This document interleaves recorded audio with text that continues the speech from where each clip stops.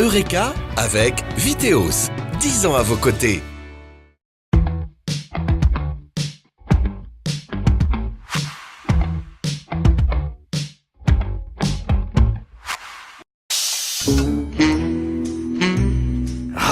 Plus de gaz. Ça me fait penser, le gaz, ça doit faire un bail qu'il est dans nos tuyaux, non? Eureka! Salut à tous, bienvenue dans Eureka, l'émission dédiée aux différentes formes que peut prendre l'énergie dans notre quotidien. On s'intéresse aujourd'hui au gaz naturel. Comment ce gaz est arrivé jusque dans nos foyers au 19e siècle et comment est-il transporté aujourd'hui? René Bautz, directeur général de Gaznat, évoquera l'intégration du biogaz dans le réseau de transport du gaz naturel pour rendre cette énergie plus respectueuse de l'environnement. On verra avec Rémi Jopian que Viteos prévoit d'intégrer très bientôt du biogaz dans le réseau du canton de Neuchâtel. Mais d'abord, un peu d'histoire. Le gaz de ville était fabriqué ici à Neuchâtel en lieu et place du CPLN dans une des nombreuses usines à gaz que comptait le canton au 19e siècle. À La Chaux-de-Fonds, la fabrique était située où se trouve actuellement Vadec, l'usine d'incinération des déchets. Philippe Freudweiler, ancien directeur des services des eaux et du gaz de la ville de Neuchâtel, connaît parfaitement cette histoire. L'ingénieur, désormais à la retraite, est notre premier témoin. Comment est-ce qu'on fabriquait le gaz à cette époque-là ? Alors à cette époque, on utilisait du charbon, de la houille plus précisément, et qu'ensuite on mettait dans des chambres qui étaient chauffées. Et alors on laissait cette houille dans des chambres hermétiquement fermées, et une fois qu'elles avaient perdu entièrement leur gaz, le résidu sortait au bas de la chambre, c'était le coke, utilisé dans les ménages ou bien dans les chaudières des particuliers. Alors au tout début, le gaz servait uniquement à éclairer la ville. Effectivement. Et puis ensuite, le gaz a commencé par être utilisé pour les cuisines. La grande cuisine en particulier utilise encore actuellement beaucoup le gaz. Mais on ne pouvait pas encore utiliser le chauffage parce que le chauffage demandait des appels de puissance trop importants et les réseaux n'étaient pas suffisants pour pouvoir répondre à cet appel de puissance. Toutes ces usines à gaz communales étaient déficitaires. Il fallait trouver d'autres formules. Le 27 octobre 1967, l'usine à gaz de Neuchâtel est mise hors service. Quelques années plus tard, le réseau de Neuchâtel est le premier de Suisse romande à distribuer le gaz naturel. Puis la société Ganza, Gaz Neuchâtelois SA, est créée pour développer le réseau de transport actuel du gaz naturel dans toute la région. C'est en 1979 que Ganza a été constitué et 2 ans après, le gaz naturel arrivé à La Chaux-de-Fonds et peu après aux Verrières. Et de là, il y a eu toute une construction qu'il a fallu faire dans les 2 districts du Val-de-Rue et du Val-de-Travers. Ça n'a pas beaucoup évolué parce que les techniques étaient très au point et qu'elles sont tout à fait valables encore actuellement, 50 ans après. 50 ans qu'on a remplacé le gaz de ville par le gaz naturel. Mais ce gaz naturel, il vient d'où ? En Suisse, 39% des importations de l'industrie gazière proviennent de gisements des pays de l'Union européenne, 20% de Norvège, 33% de Russie. Ce gaz est transporté par gazoduc, pour la plupart interconnecté à l'artère principale, Transit Gaz, en provenance des Pays-Bas et de la Norvège. Jusqu'à Neuchâtel, le gaz naturel est en partie transporté par le réseau de Gaznat. La société exploite 600 km de gazoduc en Suisse romande et livre près d'un tiers de la totalité du gaz du pays. On en parle tout de suite avec René Bautz, notre deuxième témoin. Nous retrouvons le directeur général de Gaznat au dispatching d'Aigle, dans le canton de Vaud, où est basé le centre de surveillance du réseau.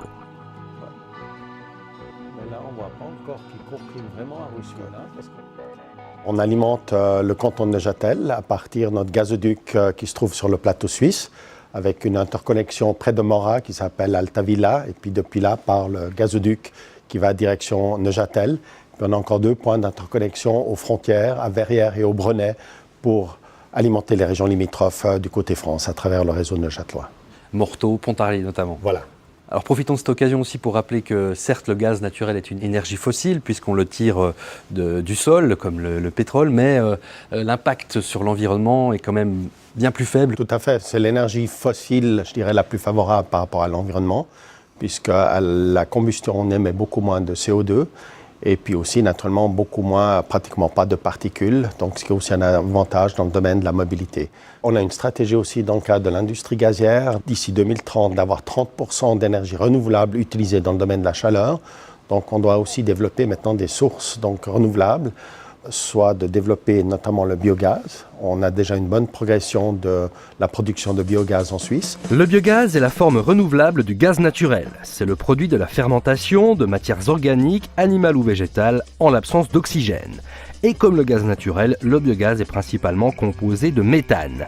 C'est pour ça que cette fermentation est aussi appelée méthanisation et qu'elle se produit soit naturellement, par exemple dans les marais, soit spontanément dans les décharges contenant des déchets organiques. Mais on peut aussi provoquer cette méthanisation artificiellement dans des digesteurs, sortes de grosses cuves reproduisant le procédé naturel. Quelle est la part de l'injection du biogaz dans la distribution globale de gaz naturel ? Alors aujourd'hui, on produit à peu près en Suisse environ 300 gigawattheures injectés dans le réseau de gaz. C'est encore un pourcentage faible par rapport à l'utilisation globale de gaz, un petit peu moins qu'1%, mais c'est en forte progression. Et puis on l'utilise notamment aussi pour la mobilité au gaz naturel, donc puisqu'aujourd'hui environ 20% du gaz qui est destiné pour la mobilité est produit à partir du biogaz. Alors ce biogaz injecté dans le réseau du gaz naturel est fabriqué de quelle manière ? Alors il est essentiellement fabriqué à partir des déchets. Il y a aussi du gaz de station d'épuration. Et puis peut-être dans le futur, on va aussi avoir des méthodes ou des processus pour utiliser le gaz produit à partir du bois de déchets dans les forêts. Intégrer du biogaz dans le réseau de distribution du gaz naturel, c'est ce que s'apprête justement à faire Viteos, le distributeur et producteur d'énergie dans le canton de Neuchâtel. Nous allons rencontrer notre troisième témoin à la steppe de Colombier. Rémi Giopian nous attend à la steppe de la Saunerie à Colombier, sur la commune de Millevignes, car elle possède 2 digesteurs dans lesquels sont fabriqués du biogaz. Dans quelques mois, cette station d'épuration sera la première du canton qui injectera cette énergie renouvelable dans le réseau de distribution. Nous voulons produire davantage de biogaz régional et local pour que ce biogaz-là soit injecté et diminue la quantité de gaz qu'on importe d'origine fossile. Le système qu'on va mettre en place, c'est une purification du biogaz de la steppe parce qu'il ne peut pas être réinjecté tel quel dans le réseau de gaz. Donc il va être purifié, c'est une petite installation qui va être en bordure de steppe et qui viendra en service courant 2018. Nous allons produire environ 2,5 millions de kilowattheures, ce qui représente environ entre 100 et 150 ménages en termes de consommation de gaz. Mais la consommation de 100 à 150 ménages paraît bien négligeable quand on sait que Viteos distribue de l'énergie à près de 80 000 personnes. Oui, comme toujours, les débuts semblent petits, semblent réduits, mais notre volonté, c'est vraiment de progresser, de continuer. Nous avons lancé il y a quelques années un parc d'installations renouvelables, notamment de solaire, qui est important aujourd'hui. Donc ce qui semblait petit à l'époque, en 2011, eh bien, est devenu quelque chose d'assez conséquent.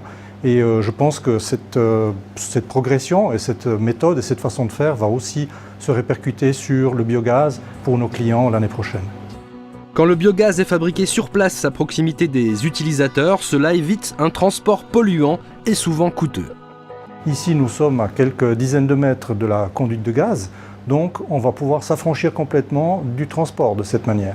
Et toute production locale, c'est un des gros avantages qu'elle présente, c'est qu'on peut injecter directement dans les conduites, directement dans le réseau de distribution des clients. Nous allons travailler avec les agriculteurs également pour faire de la production de biogaz en quantité et que cette petite part qui commence aujourd'hui avec la steppe Millevignes devienne de plus en plus grande et continue de s'accroître. Selon les estimations de Suisse Énergie, les steppes du pays ont la possibilité d'augmenter leur production de biogaz de plus de 20% à moyen terme grâce aux nouvelles techniques. Eureka, c'est terminé. On se retrouve dès le mois prochain pour parler énergie et développement durable. D'ici là, restez branchés sur Canal Alpha. Salut! Venir en gazier alors que j'étais un ingénieur civil. Exact. Perspicace, dis donc. On pourrait servir encore plus.